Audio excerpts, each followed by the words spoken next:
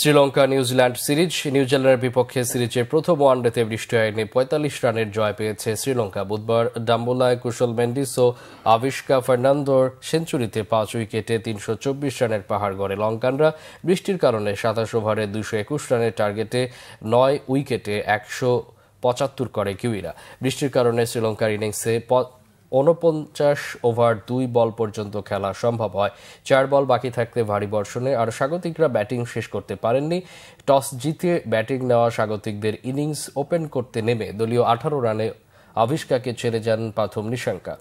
কুশল এসে জুটি বাঁধেন। ব্যক্তিগত ১১ রানে প্রোটিয়া পেসার জ্যাক ডাফির হাতে জীবন পাওয়া কুশল সেঞ্চুরি করে ১৪৩ রানে আউট হন। খেলেন ১২৭ বল। আভিষ্কাও সেঞ্চুরি করেন। ১১৫ বলে ১০০ করে আউট হন লঙ্কান এই ওপেনার। দুজনের ২০৬ রানের জুটিতে ৫ উইকেটে ৩২৪ রানের সংগ্রহ পায় স্বাগতিকরা। প্রোটিয়া পেসার ডাফি ৪১ রানে ৩ উইকেট পান।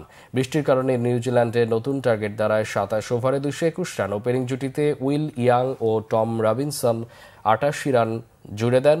ইনিংসের ১৪তম ওভারে দুজনকেই ফেরত পাঠান অফ স্পিনার মাহিশ থিকসানা। এরপরই ব্যাটিং বিপর্যয়। ৯ উইকেটে ১৭৫ রানে থামে কিউ ইনিংস। দলের পক্ষে সর্বোচ্চ ৪৮ রান করেন ইয়াং। দিলশান মাদুসাঙ্কা ৩৯ রানে ৩ উইকেট নেন।